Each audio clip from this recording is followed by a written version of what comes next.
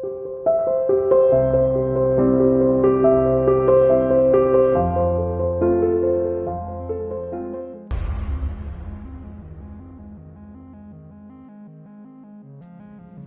Heaven Crystal adalah yang terakhir masuk, menarik perhatian semua kultivator yang hadir.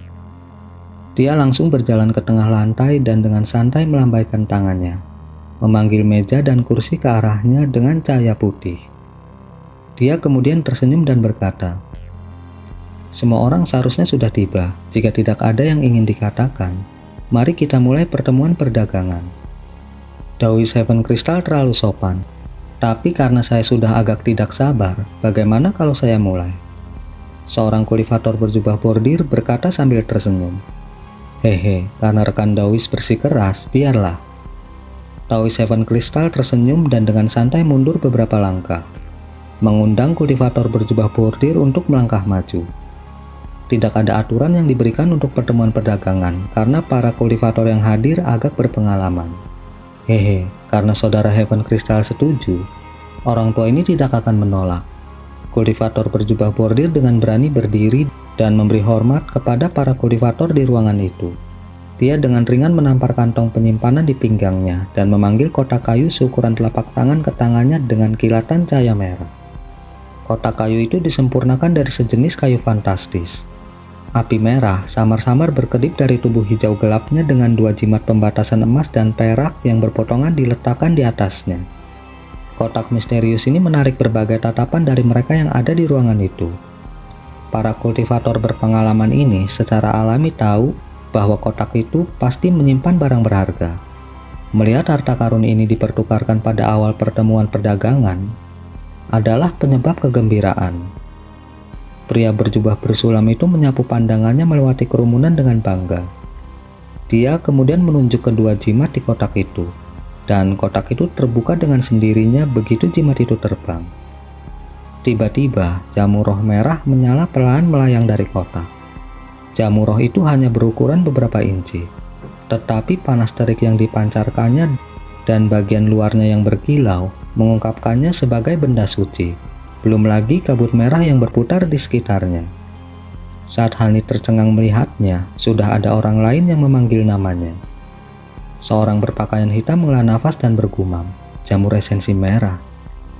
Jamur esensi merah berusia 3000 tahun. Itu hanya tumbuh di tempat aliran lava. Biasanya tidak dapat dilihat, apalagi diperoleh. Rekan Taoist harus benar-benar terampil. Tidak diketahui apakah dia iri atau terkesan dengan nada suaranya. Kegemparan muncul di antara para kultivator. Mereka bahkan mulai berbicara satu sama lain. Jamur esensi merah. Ini adalah salah satu jamur roh api es. Ini jelas layak untuk reputasinya dari ki roh api yang mengesankan yang dipancarkannya. Ketika pria berjubah bersulam mendengar bahwa nama benda miliknya disebutkan, matanya menunjukkan keterkejutan.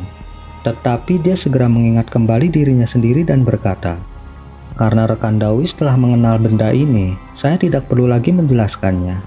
Ini adalah jamur esensi merah berusia 3000 tahun. Bahan kelas atas untuk pil obat atribut api. Saya akan menukarnya dengan 100.000 batu roh, atau yang setara dengan bahan atribut bumi." 100.000 batu roh. Hani tercengang dan hatinya mulai bergerak. Harga ini jauh lebih rendah dari yang dia duga. Jamur ini bukanlah sesuatu yang bisa dibandingkan dengan inti iblis kelas tinggi. Itu berada pada tingkat Ninkel Spirit Ginseng. Nggak tahu berapa banyak harta berharga milik Handu. Dia telah memperoleh beberapa ratus ribu batu roh dari kantong penyimpanan yang dia jarah. Murid dari Malaikat Agung 6 Jalan khususnya memiliki 3000 batu roh kelas menengah. Sangat memperkaya Hanli. Itu adalah jumlah yang sebanding dengan seluruh kekayaan banyak kultivator jiwa baru lahir. Tentu saja, batu roh ini jauh lebih rendah nilainya dibandingkan bahan spiritual, harta sihir, dan bahan harta kuno. Lagi pula, ada barang berharga yang tidak bisa dibeli. Jika dia bisa menghabiskan semua batu rohnya untuk harta karun kuno yang mirip dengan keranjang bunga dan lonceng kecilnya, dia akan melakukannya tanpa pertanyaan.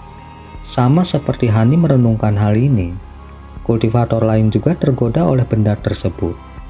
Beberapa kultivator segera melangkah maju dan mengirim beberapa transmisi suara ke kultivator berjubah bordir. Setelah itu, mereka mengeluarkan beberapa benda untuk dilihat oleh kultivator berjubah bordir. Sementara yang lain tidak bisa melihat barang-barang ini dengan jelas, kultivator berjubah bordir dengan belak-belakan menolak mereka masing-masing dengan sekali pandang, menyebabkan mereka mundur dengan kesal. Apakah ada orang lain? Jimat esensi merah berusia 3000 tahun ini diperoleh dari 6 tahun kerja keras. Dan itu dijual hanya dengan 100.000 batu roh, itu pasti tidak mahal. Namun saya juga berharap barang ini dapat ditukar dengan beberapa bahan atribut bumi yang sesuai. Bahkan jika itu agak lebih rendah, saya masih akan menerimanya. Tetapi jika ada terlalu banyak perbedaan dalam nilai dan Anda hanya ingin mengambil keuntungan dari saya, jangan repot-repot membuang waktu saya. Seolah benar-benar ingin berdagang dengan barang di tangannya, dia menjadi tidak sabar karena melihat tidak ada yang melangkah maju. Hani menyapu pandangannya melewati para kultivator lain dan memperhatikan bahwa banyak yang menunjukkan ekspresi keserakahan. Namun tidak satu pun dari mereka melangkah maju. Tampaknya mereka tidak percaya harganya terlalu mahal, tetapi mereka tidak memiliki sesuatu yang cocok untuk ditukar dengan itu. Bahkan anak naga api memasang wajah penyesalan. Dia mengolah teknik kultivasi atribut api asli, dan itu akan terbukti sangat berguna baginya. Melihat bahwa tidak ada tawaran lebih lanjut, dia tanpa daya menggenggam tutup kotak kayu dan hendak menutupnya ketika Hani mengiriminya transmisi suara. Jangan terburu-buru rekan Taois, apakah Anda tertarik dengan inti iblis atribut bumi? Pria berjubah bersulam itu berhenti setelah mendengar Hanli. Dengan sedikit terkejut, dia menjawab Hanli melalui transmisi suara. Kamu memiliki inti iblis.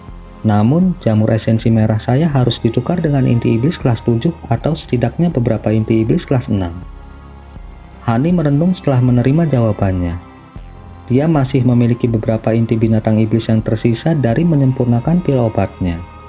Karena mereka berasal dari binatang iblis yang sangat langka, dia menyimpannya untuk berjaga-jaga jika mereka memiliki kegunaan lain seperti sekarang. Jamur roh bisa lebih matang melalui penggunaan cairan hijaunya. Tidak seperti inti iblisnya. Adapun harga mereka agak sulit untuk dikatakan. Di laut bintang tersebar, inti iblis kelas 7 sangat berharga. Tetapi jauh lebih berharga jamur esensi merah. Namun ini berbeda di selatan surgawi. Belum lagi inti iblis kelas 6, bahkan inti iblis kelas 5 jarang terlihat. Ada beberapa tempat di selatan surgawi di mana binatang iblis kelas tinggi tinggal. Dalam hal ini, inti binatang iblis kelas 7 adalah perdagangan yang adil untuk jamur esensi merah berusia 3000 tahun.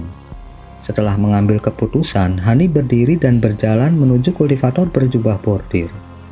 Ini mengejutkan anak naga api dan Lulo, dan mereka memandangnya dengan takjub.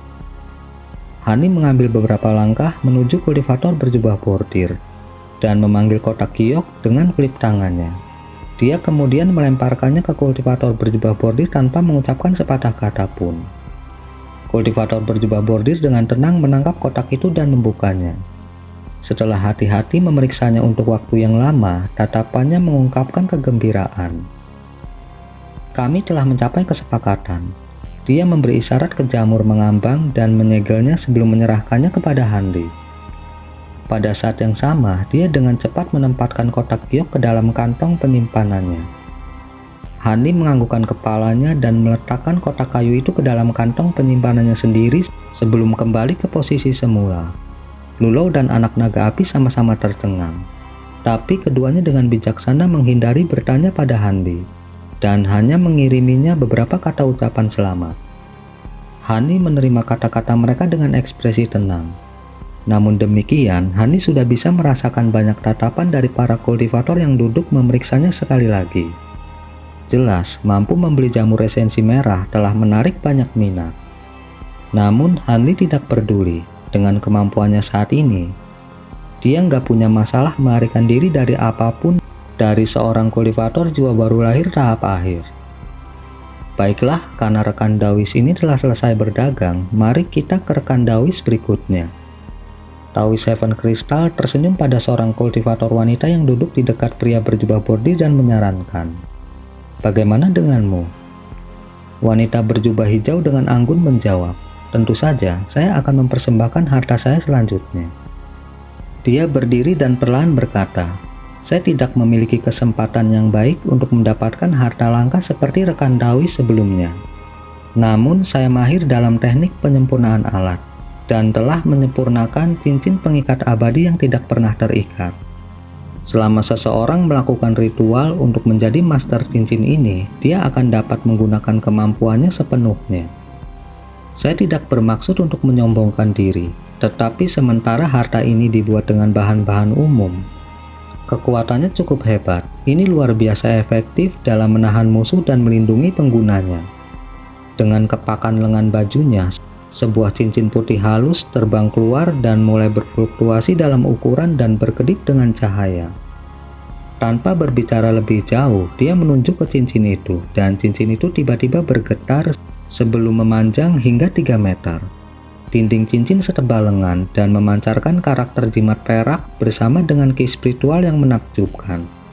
Karena cincin ini belum mengenali seorang master, saya tidak dapat menampilkan kemampuan sepenuhnya. Tentu saja Anda tahu harga cincin ini cukup mahal. Saya berniat memperdagangkan cincin pengikat abadi ini untuk sebotol pil kultivasi tingkat jiwa baru lahir. Jika Anda tertarik untuk memberikan penawaran, saya akan melihatnya. Meskipun para kultivator yang hadir masing-masing memiliki harta sihir mereka sendiri, memelihara banyak harta sihir dengan kemampuan yang berbeda bukanlah hal yang tidak pernah terdengar sebelumnya. Selanjutnya, harta sihir ini tidak memiliki master sehingga dapat diberikan kepada para murid. Tentu saja, harta sihir yang diciptakan oleh kultivator jiwa baru lahir jauh lebih kuat daripada yang diciptakan oleh kultivator formasi inti. Mayoritas kultivator juga tidak ahli dalam penyempurnaan alat, terutama kultivator jiwa baru lahir. Karena harta yang dimurnikan secara ahli muncul di hadapan mereka, banyak yang tergoda dan ingin menukarkannya. Wanita itu memilih salah satu botol pil obat yang ditawarkan kepadanya dan dengan lancar menyelesaikan transaksi. Meskipun cincin pengikat abadi ini jauh lebih berharga daripada jamur esensi merah, itu jauh lebih mudah untuk ditukar. Kultivator berikutnya berdiri sebelum Dawi Seven Crystal memanggilnya. Pertemuan perdagangan berjalan lancar dengan masing-masing kultivator jiwa baru lahir menawarkan barang-barang mereka sendiri. Semuanya tidak diragukan lagi barang langka. Mereka jauh melampaui apa yang Hanli sebelumnya lihat atau ditawarkan di pasar dan tidak dapat diberikan bahkan dengan seluruh kekayaan kultivator formasi inti umum. Ketika giliran seorang kultivator tiba, mereka secara alami mengeluarkan benda yang cocok untuk seorang kultivator peringkat mereka. Tapi tentu saja, tidak semua orang melakukan perdagangan yang sukses. Ada beberapa benda yang terlalu asing bersama dengan yang diinginkan, tetapi memiliki harga yang tidak dapat dipenuhi. Namun demikian, para kultivator jiwa baru lahir ini masing-masing penuh dengan pengalaman. Tidak ada kemungkinan perdagangan dengan perbedaan nilai yang besar. Anak naga api dan Lulo keduanya berada di depan Hanli, dan masing-masing mengeluarkan barang mereka sendiri terlebih dahulu. Anak naga api mengeluarkan bunga 3 warna seukuran mangkuk, bahan untuk penyempurnaan pil. Meskipun tidak bisa dibandingkan dengan jamur esensi merah, itu masih benda yang langka. Namun karena tidak ada orang yang memiliki barang yang dia cari, kayu tanda racun, dia hanya bisa duduk dengan kecewa. Adapun Lulo, dia berakhir dengan transaksi yang cukup sukses. Dia menukar sebotol sesuatu yang belum pernah didengar Hanli sebelumnya. Ekstrak ramuan roh dengan pedang kecil berwarna merah api yang belum mengenali seorang master. Nggak diketahui kepada siapa dia memberikannya, karena nggak ada kemungkinan untuk memperbaikinya sendiri mengingat usianya. Dengan transaksi sukses Lulo, sekarang tibalah giliran Hanli. Karena dia berhasil menukarkan jamur esensi merah dari kultivator berjubah bordir pada awalnya, ada banyak yang secara khusus memusatkan perhatian mereka padanya. Hanli dengan tenang berdiri dan mengeluarkan 2 kotak giok putih yang telah dia siapkan sebelumnya. Saya memiliki inti iblis atribut air kelas 6 dan 2 batang ramuan roh berusia 1000 tahun. Saya akan menukarnya dengan sepotong auric essence. Tetapi jika saya tidak bisa, saya akan menukar salah satu kotak dengan keberadaan Auric Essence juga. Begitu Hani mengatakan ini, tangannya gemetar dan cahaya biru berkedip. Kedua kotak giok terbuka pada saat yang bersamaan. Inti iblis merah dan biru dan dua ramuan roh hijau giok berkilau terungkap. Auric Essence. Semua kultivator di sekitar mereka mengungkapkan ekspresi aneh. Sementara inti iblis dan ramuan roh 1000 tahun ini sangat berharga, mereka masih memiliki perbedaan nilai yang besar dengan Auric Essence. Jika dia benar-benar berdagang untuk mereka, kemungkinan besar dia hanya akan mampu membayar sedikit saja, tidak cukup. Tetapi jika itu adalah informasi tentang keberadaan Auric Essence, inti iblis kelas 6 atau tangkai ramuan roh berumur 1000 tahun agak murah hati. Lagi pula, semua orang tahu bahwa informasi saja tidak seberharga memiliki barang di tangan. Reruntuhan kultivator kuno dan area bernilai diketahui oleh banyak orang. Tetapi area ini sangat berbahaya sampai pada titik di mana kultivator yang sangat terampil akan kesulitan untuk melarikan diri bahkan dengan luka parah. Contoh paling menonjol dari ini adalah lembah Devil Fall di pusat benua selatan surgawi. Legenda mengatakan bahwa itu adalah medan perang kuno dari zaman kuno di mana pembatasan fantastik ditempatkan oleh para kultivator iblis di masa lalu. Mungkin karena kerusakan besar dari pertempuran, bahkan ada celah tipis di ruang angkasa itu sendiri, membuat seluruh lembah tidak stabil. Akibatnya, pertempuran kuno berakhir dengan kehancuran bersama. Air mata spasial dan batasan kuno menyebabkan medan perang kuno menjadi sangat berbahaya. Selama bertahun-tahun yang tak terhitung jumlahnya, tidak diketahui berapa banyak orang yang terlalu percaya diri memasuki reruntuhan mencari harta karun hanya untuk tidak pernah kembali. Harta apapun yang mungkin diperoleh para kultivator ini selalu tertinggal di lembah. Setelah hampir 10.000 tahun ini berlanjut, tidak ada kultivator lain yang berani mencoba peruntungan mereka, membuat lembah Devil Fall mendapatkan gelar sebagai wilayah paling mematikan di selatan surgawi. Meskipun pengetahuan tentang banyak harta yang terkandung jauh di dalam lembah, mereka hanya akan ada dalam mimpi karena tidak ada yang berani mencari kematian mereka sendiri. Bagaimanapun, Auric Essence bukanlah sesuatu yang umum diketahui. Dengan demikian, masing-masing kultivator hanya melirik Hani tanpa mengirimnya transmisi suara. Ketika Hani melihat ini, dia menjadi agak kecewa. Untuk menyembunyikan kekayaannya, dia tidak mengambil barangnya yang lebih berharga, mencegahnya berdagang untuk apapun yang dia butuhkan. Namun demikian, dia cukup kecewa karena tidak ada yang tahu informasi terkait. Dia dalam hati menghela nafas dan menyapu pandangannya melewati kelompok kultivator. Dia tanpa sadar mengerutkan kening sebelum duduk dengan ekspresi aneh berkedip dari matanya. Kultivator berikut segera mengeluarkan bahan penyempurnaan alat hitam dan mulai memperkenalkannya. Hani setengah hati mendengarkan kultivator itu dan menutup matanya. Jika Hani tidak salah, Taoist Heaven Crystal mengkhianati keraguan dari matanya, meskipun ekspresinya tenang. Sementara Taoist Heaven Crystal mungkin tidak memiliki Auric Essence, sepertinya dia memiliki informasi tentang di mana dia bisa mendapatkannya. Tanpa banyak berpikir, Hani segera mengambil keputusan. Tetapi sebagai seseorang yang memiliki temperamen sabar, dia meninggalkan masalah itu sendiri untuk saat ini. Dan hanya berpura-pura tidak tahu. Dia yakin bahwa hanya dengan petunjuk ini, dia pada akhirnya akan memiliki kesempatan untuk memperoleh informasi yang dia butuhkan. Beberapa saat kemudian, kultivator terakhir selesai menukar bahan yang mereka butuhkan.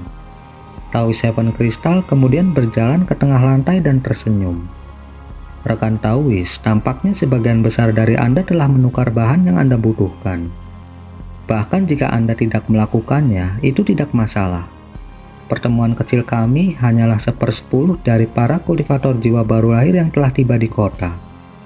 Akan ada lebih banyak peluang yang akan datang.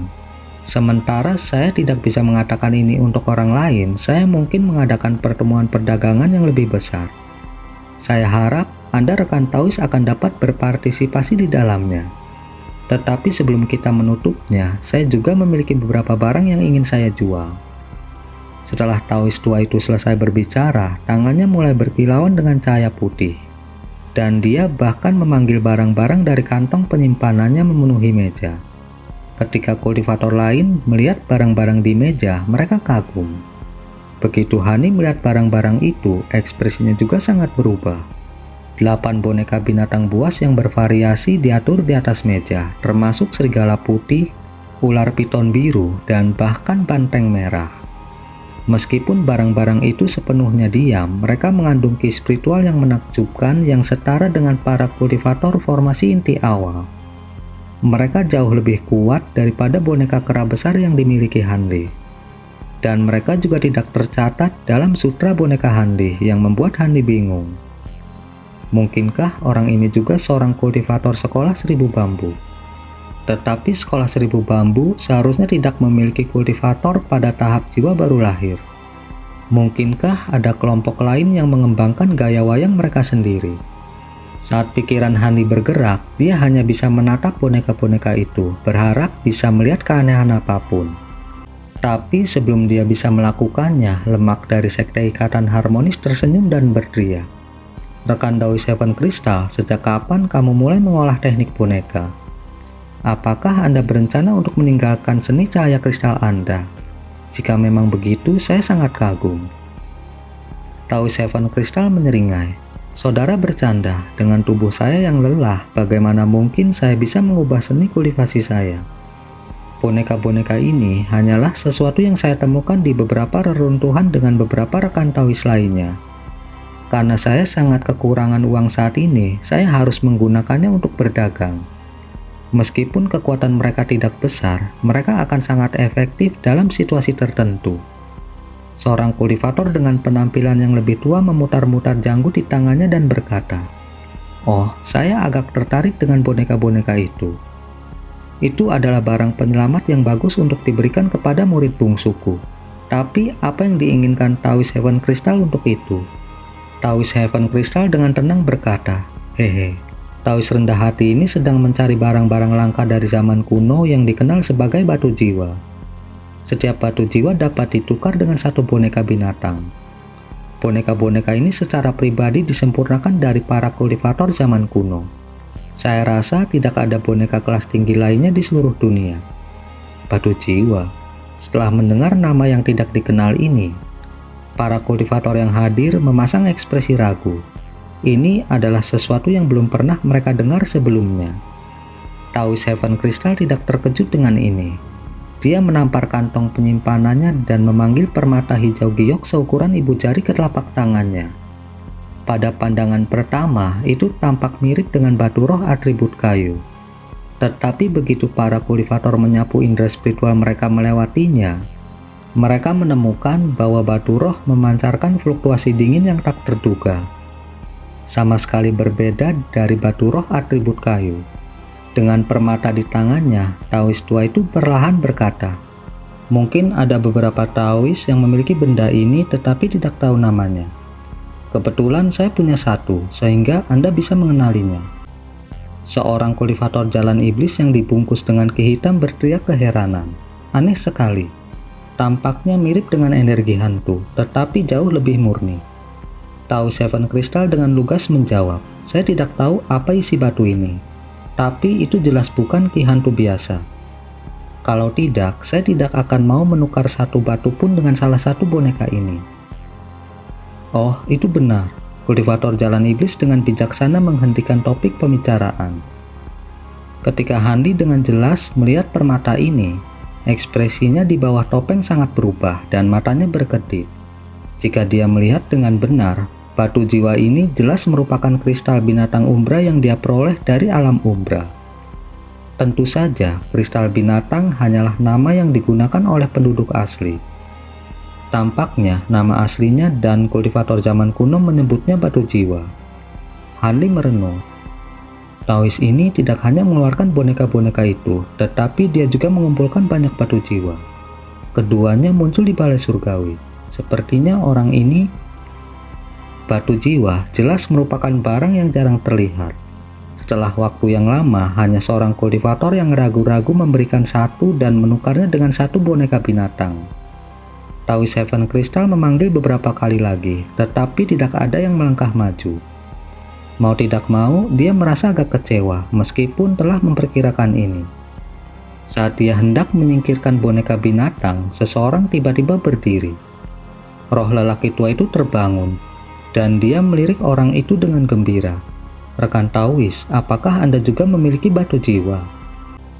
Hani diam-diam membalik tangannya, dan permata hijau muncul di tangannya. Permata ini seukuran telur ayam, jauh lebih besar dari permata seukuran ibu jari yang dikeluarkan oleh Taoist tua. Ki dinginnya bisa dilihat dengan mata telanjang. Taoist Seven Crystal dikejutkan oleh pemandangan itu dan menjadi sangat senang. "Rekan Taoist, sangat jarang batu jiwa menjadi begitu kuat. Bagaimana rekan Taoist memilih 2 boneka? Aku pasti tidak akan membuatmu menderita kerugian." Hani menggelengkan kepalanya dengan senyum tipis. Taoist Seven Crystal tidak marah sedikit pun dan dengan ramah bertanya, Apakah rekan Taoist berpikir itu terlalu sedikit? Berapa banyak yang kamu inginkan?" Hani dengan tenang bertanya, "Bagaimana dengan semua boneka?"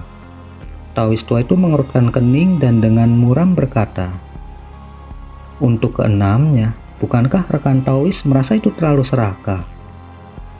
"Hehe, tidak sama sekali. Anda seharusnya memahami ini dari ukuran batu jiwa saja. Terlebih lagi, bagimu batu jiwa sebesar itu akan..." Hani menatap Taoist Seven Crystal dan tiba-tiba menghentikan kata-katanya. Ketika Taoist Seven Crystal mendengar ini, ekspresinya berubah dan memberi Hani tatapan menilai yang dalam. Setelah hening sejenak, dia berkata, "Baiklah, batu jiwa besar seperti itu benar-benar jarang terlihat. Saya sangat membutuhkan barang itu, jadi saya akan menukar semuanya." Para kultivator lain di ruangan itu terkejut dengan apa yang mereka dengar dan mau tidak mau melihat permata seukuran telur di genggaman Hanli. Seseorang yang mampu menukar begitu banyak barang langka seperti itu tentu saja seseorang yang harus diperhatikan. Dengan ekspresi yang sepenuhnya tenang, Hani menyerahkan permata itu dengan kepala tertunduk dan menyapukan lengan bajunya ke atas meja, langsung membawa boneka-boneka itu ke dalam kantong penyimpanannya. Namun, para kultivator lainnya tidak menyadari bahwa bibir Hani telah bergerak begitu dia menundukkan kepalanya. Ekspresi bingung muncul dari wajah Taoist Seven Crystal ketika dia mendengar ini, dan matanya bersinar cerah. Pada saat itu, Hani sudah kembali ke posisi semula dengan boneka di genggamannya. Selanjutnya, Taoist Seven Crystal mengumumkan berakhirnya pertemuan perdagangan dan banyak kultivator mulai pergi. Ketika rombongan Hani meninggalkan paviliun, tidak ada yang berbicara sampai mereka tiba 2 jalan jauhnya. Anak naga api dengan belak-belakan berbicara dengan nada tua. "Rekan Taoist, saya tidak akan bisa menemani Anda. Saya punya janji lain." Lulo tersenyum dan berkata, "Jika saudara Lan memiliki hal-hal lain yang harus diperhatikan, silakan pergi. Tempat tinggal kita berdekatan, akan ada banyak kesempatan untuk bertemu lagi." "Iya, aku akan pergi." Anak naga api mengucapkan selamat tinggal dan berjalan menuju jalan lain. Saat Hani menatapnya dari kejauhan, dia tersenyum dan berkata, "Rekan naga api benar-benar orang yang luar biasa." Karena rekan Taoist Lan keliru memakan tanaman aneh ketika dia masih muda, penampilannya seperti anak kecil. Namun dia terus terang dan belak-belakan dan merupakan salah satu teman kami di luar sekte. Dia juga satu-satunya tetua sekte pedang kuno yang bersahabat dengan sekte awan melayang kita. Ketika Hani mendengar ini, dia mengerutkan kening dan berkata, "Maksudmu para tetua sekte pedang kuno tidak memiliki pendapat yang tinggi tentang sekte awan melayang?" Setelah melihat sekeliling, Lulo berkata, "Itu benar. Junior Han, apakah Anda punya rencana? Apakah Anda akan kembali untuk beristirahat, atau akankah Anda akan membeli beberapa barang lain?" Hani dengan jujur menjawab, "Ada beberapa bahan tertentu yang perlu saya beli. Saya berencana untuk melihat pasar terdekat sendirian dan melihat apakah saya bisa mendapatkan keuntungan yang tidak terduga atau tidak." Ketika Lulo mendengar bahwa Hani ingin pergi sendiri, dia tidak keberatan dan berkata, "Baiklah, saya juga berencana untuk membeli beberapa barang. Mari kita berpisah untuk saat ini." Alhasil, Hani dan Lulo langsung berpisah.